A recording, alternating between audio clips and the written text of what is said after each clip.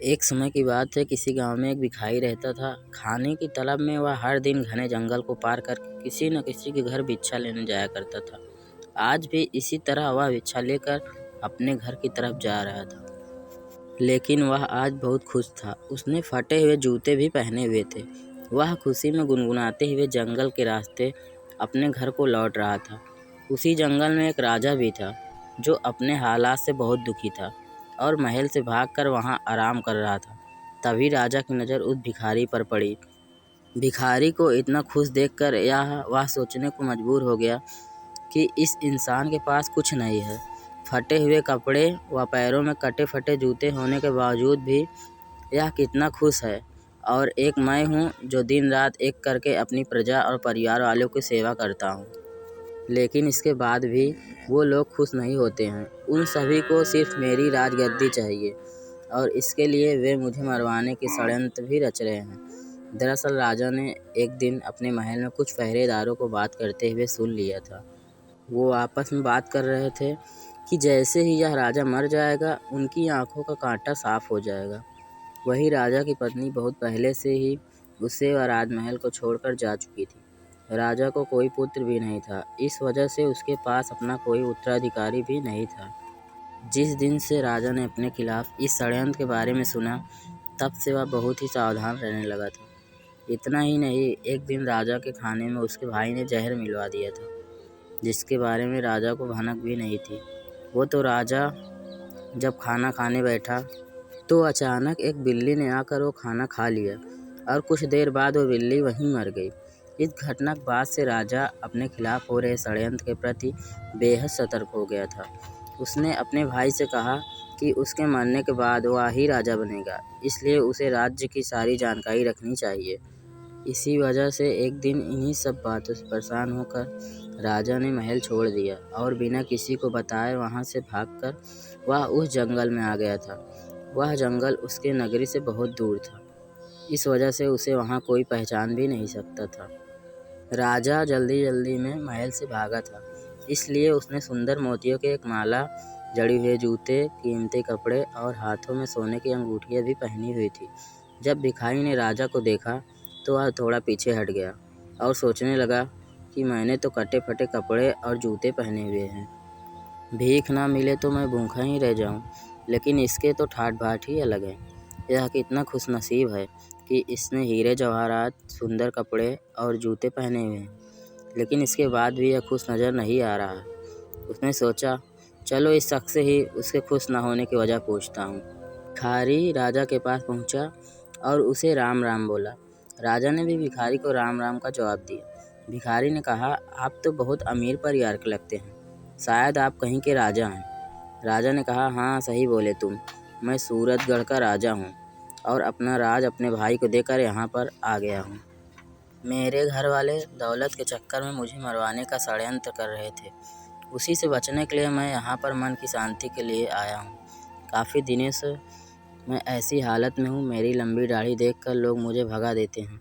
रास्ते में जो भी फल फूल मिलता है वही खाकर गुजारा कर लेता हूँ। आज मुझे बहुत तेज़ भूख लगी है, इसलिए मैं इधर उधर खाने की तलाश में घूम रहा हूँ। तुम्हारे पास अगर कुछ खाने के लिए है तो कृपया मुझे थोड़ा खाने के लिए दे दो। भिखारी ने मुस्कुराते हुए राजा की तरफ देखा और कहा कि अगर तुम मुझे ये सोने की अंगूठी दोगे तो मैं तुम्हें खाना खिला सकता हूँ। राजा यह सुनकर खुश हुआ। उसने अपनी अंगूठी भिखारी को दे दी और बदले में उससे रोटी लेकर खा ली। भिखारी ने राजा से कहा कि तुम और मैं दोनों ही अकेले हैं, चलो हम दोनों साथ में चलते हैं। दोनों साथ में चलते हुए एक घने जंगल में पहुँचे। वहाँ पर वह आराम करने लगे। भिखारी ने राजा से कहा कि आप कितने भाग्यवान हैं, आपके पास इतनी धन दौलत है, लेकिन मेरे पास कुछ भी नहीं है। फटे जूते हैं, आपकी अंगूठी से मेरी बहुत सी समस्याएं दूर हो जाएंगी। फिर राजा ने कहा कि मैं भी तुम्हारी ही तरह कुछ सोच रहा था। तुम्हें फटे जूतों की परवाह किए बगैर खुशी से अपने रास्ते की तरफ जाते देख मैंने सोचा तुम्हारे जैसा कोई खुश नसीब नहीं होगा। मेरे पास सब कुछ होते हुए भी मैं खुश नहीं हूँ। हम दोनों की हालत एक जैसी है। फिर बातों ही बातों में उस भिखारी ने राजा से उसके राज्य की सारी जानकारी पूछ ली और फैसला किया कि रात में जब राजा सो जाएगा तो वह उसके कपड़े और गहने लेकर वहाँ से भाग जाएगा। जब तक राजा सोया नहीं तब तक भिखारी उसे मीठी मीठी बातें करता रहा। रात को उसने राजा के खाने में बेहोशी की दवा मिलाकर खिला दी। इससे राजा गहरी नींद में सो गया। फिर भिखारी ने राजा के कपड़े व उसके सारे गहने पहने और वहाँ से भाग गया। राजा सोता ही रह गया, लेकिन रास्ते में उसे कुछ चोरों ने देख लिया। उन्होंने उसे राजा समझकर पकड़ लिया और उसके सारे कपड़े और गहने छीन लेते हैं। अब भिखारी के पास सिर्फ धोती ही बची थी। चोरों ने सब कुछ लूटने के बाद उसे एक पेड़ से बांध दिया और उससे पूछने लगे कि वह कहाँ का राजा है। अगर नहीं बताओगे तो तुम्हें मारकर कहीं फेंक देंगे। भिखारी ने चोरों से कहा कि वह राजा नहीं है, मैंने अपनी लालच की वजह से एक राजा के सारे कपड़े और गहने चोरी कर पहन लिए थे। वह राजा अपने जीवन से दुखी है और जंगल में खाने के लिए भटक रहा है। चोरों ने उसे बोला कि वह नाटक कर रहा है। उन्होंने फिर से उससे पूछा कि तुम कहाँ के राजा हो। भिखारी ने चोरों को बताया कि वह राजा राय प्रताप का है, जो सूरतगढ़ का राजा है। उसका भाई राय बहादुर उसके राज्य का मंत्री है। वह अभी जंगल में आराम कर रहा है, लेकिन चोरों ने उसकी बात पर भरोसा नहीं किया। उधर जब राजा की नींद खुलती है तो वह भिखारी को बुलाता है। उसने अपने सामान को देखा तो उसके पास सिर्फ एक पोटली ही होती है, जिसमें उस भिखारी को कुछ सामान होता है। दूसरी तरफ वह चोर सूरतगढ़ के महल में पहुंच जाते हैं। वहां पहुंचकर वो राजा के भाई राय बहादुर से कहते हैं कि उनके पास उनका भाई है। अगर वो उसे जिंदा बचाना चाहते हैं तो उसके लिए उन्हें 3000 सोने के सिक्के देने होंगे। यह सुनकर राय बहादुर ने बोला, इसके लिए तुम्हें मेरे भाई को मुंह पर कपड़ा बांधकर राजमहल लाना होगा, तभी हम तुम्हें सोने के 3000 सिक्के देंगे। चोर उस भिखारी के मुंह पर कपड़ा बांधकर उसे राजमहल लाते हैं और उसे राय बहादुर के हवाले कर देते हैं। राजा के कपड़ों में भिखारी को देखकर राय बहादुर को यकीन हुआ कि यह उसका भाई ही है। उसने सोचा कि अब वो इसे मारकर खुद राजा बन जाएगा, लेकिन जब उसने भिखारी के मुंह से कपड़ा हटाया तो वह गुस्सा हो गया। उसने चोरों को कहा कि मुझे पता था कि तुम लोग दौलत के चक्कर में मुझसे झूठ बोल रहे हो। यह आदमी मेरा भाई नहीं है। हम तुम्हें 2 महीने का समय देते हैं, मेरे भाई को पकड़ कर लाओ। अगर नहीं लाए तो तुम सबको गोली मार देंगे और अगर यहाँ से भागने की कोशिश की तो जिंदा दफन करवा दूंगा।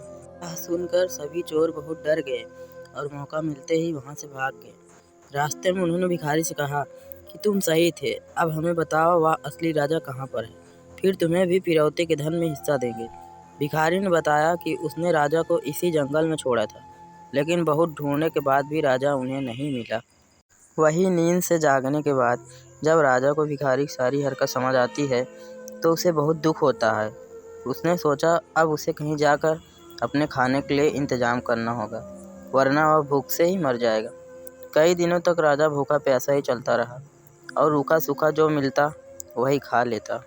चलते चलते राजा को 1 हफ्ता हो गया था। उसे याद आया कि उसके पास एक पोटली है जो भिखारी उसी के पास भूल गया था। वह उस पोटली खोलता है तो उसमें सन्यासियों कपड़े मिलते हैं। राजा ने सन्यासी वाले कपड़े पहन लिए। वह जंगल से निकलकर एक छोटे से गांव के पास पहुंचा। वहां एक नदी के किनारे पहुंचकर वह सो गया और 2 दिनों तक सोता रहा। वही आसपास के लोगों को लगा कि यह कोई साधु बाबा है जो अपनी समाधि में ध्यान कर रहे हैं। लोगों ने सो रहे राजा के पास चावल चढ़ा दिया तो कुछ लोगों ने धूप जला दी। जब तीसरे दिन राजा की नींद खुली तो उसे अपने आसपास बहुत सारे फलों का चढ़ावा मिला। यह देखकर वह बहुत खुश हो गया। राजा ने मन में सोचा कि सन्यासियों का जीवन अच्छा है, बिना मेहनत किए भोजन मिल जाता है। अब उसे यहाँ से कहीं और जाने की आवश्यकता भी नहीं होगी। राजा ने वहीं पर एक कुटिया बना ली और उसी में रहने लगा। गांव के लोग उसकी पूजा करते और चढ़ावे में खाने के लिए फल और अन्य चीज़ें देकर जाने लगे। एक दिन गांव के सभी लोग मिलकर उसके पास गए और उससे कहने लगे कि बाबा, हमारे गांव में बहुत सालों से बारिश नहीं हुई है, आप कोई उपाय करें। यह सुनकर राजा परेशान हो गया कि अब वह क्या करे। वह अपनी सच्चाई भी नहीं बता सकता था। उसने लोगों को बोला कि इसके लिए उपवास करना होगा और अगले 2 महीने तक कोई भी इस कुटिया के अंदर नहीं आएगा। गांव वाले उसकी बात मान गए। लोग दूर से ही कुटिया के बाहर चढ़ावा चढ़ाकर चले जाते थे। राजा सोचने लगा कि उसका जीवन हर तरह से मुश्किलों से भरा है। उसे दूसरों का अच्छा जीवन देखकर जलन नहीं करना चाहिए। साधु बनकर वह बैठे बैठे खा रहा है, लेकिन उसका जीवन एक कैदी की तरह हो गया है। उसे एक ही जगह पर बैठे रहना होता है। कहाँ मैं हर रोज़ बढ़िया बढ़िया भोजन खाता था और कहाँ यहाँ सिर्फ फल खाकर जिंदा हूँ। राजा नास्तिक था, इसलिए साधु के वेश में उसे भगवान का भजन करने का ढोंग करना पड़ रहा था। उसने सोचा 2 महीने पूरे होते ही वह वहाँ से चला जाएगा। धीरे धीरे समय बीतता जा रहा था। एक दिन राजा परेशान होकर खुद ही भगवान से कहने लगा कि हे भगवान, मुझे बचा लो, आप ही कोई चमत्कार कर दो। इसके बाद राजा ने भगवान से अपनी सारी गलतियों के लिए माफ़ी भी मांगी। राजा ने भगवान के सामने हाथ जोड़ते हुए कहा कि मुझे समझ आ गया है कि अपनी मुसीबतों से कभी घबरा कर भागना नहीं चाहिए, बल्कि उनका डटकर सामना करना चाहिए। हे भगवान, मेरी लाज रख लो, इस गांव में बारिश करवा दो।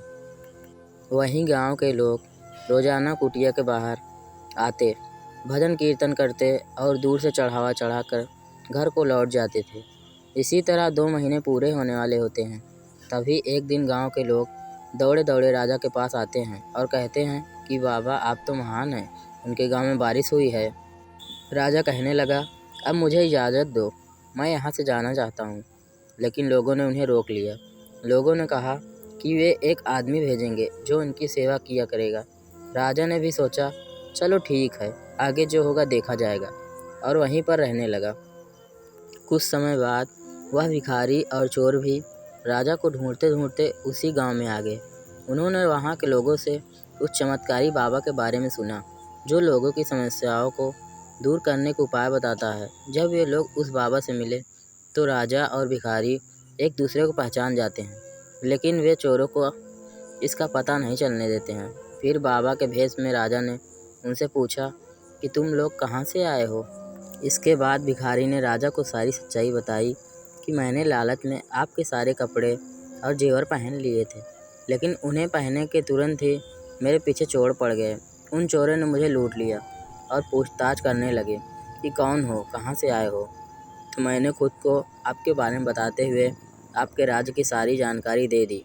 उसके बाद वे चोर मुझे राजमहल ले गए, जहाँ पर 3000 सोने के सिक्के में वो मुझे आपके भाई को देने वाले थे। आपके भाई ने बताया कि वह आपको मरवाना चाहता है और खुद वहाँ का राजा बनना चाहता है, लेकिन जब उसने मेरा चेहरा देखा तो उसने मुझे पहचान लिया और चोरों को 2 महीने के अंदर आपको ढूंढ निकालने के लिए कहा। तभी से हम आप सभी को ढूंढ रहे हैं। भिखारी ने राजा से कहा, तुम साधु बनकर इन चोरों को जो कहोगे ये मान जाएंगे। इसके बाद राजा साधु के भेष में चोरों के सामने गया और भिखारी से सुनी सारी समस्याएं चोरों को बताने लगा। यह सुनकर सारे चोर हैरानी में पड़ गए। उन्होंने राजा से बोला, बाबा, हमें इस परेशानी से बाहर निकाल दो, हम आपके सच्चे भक्त बन जाएंगे। राजा ने कहा, तुम लोग मुझे उस राजा के महल लेकर चलो, मैं वहाँ पर जाकर खुद ही सब कुछ देखना चाहता हूँ। महल में कहना है कि तुम्हारे साथ एक बहुत बड़े साधु महात्मा हैं, जो हर व्यक्ति, भूत और भविष्य जानते हैं। चोर और भिखारी साधु बने राजा को अपने साथ लेकर सूरतगढ़ के महल पहुंच गए। चोरों ने राजा के मंत्री भाई से कहा कि हमारे साथ बहुत बड़े महात्मा आए हैं, जो आपको आपके भाई राजा राय प्रताप से मिलवा सकते हैं। राजा अपने भाई को बहुत प्यार करता था, लेकिन अब उसे पता चल गया था कि उसका भाई उसके खून का प्यासा है। महल में साधु के रूप में आए राजा की खूब सेवा की गई। फिर उसका भाई उनके पास बैठकर बोला कि बाबा, कृपया कर मुझे मेरे भाई से मिलवा दें। आज मैं इस राज्य का राजा बनने जा रहा हूँ। मेरा भाई बिना कुछ बताए महल छोड़कर यहाँ से चले गए हैं। फिर वो साधु के रूप में राजा चोरों के पास गया और उनसे कहा कि मैं थोड़ी देर के लिए इसका राजा भाई बन जाता हूँ। फिर उसने अपने राजसी कपड़े पहने और राज दरबार में आ गया।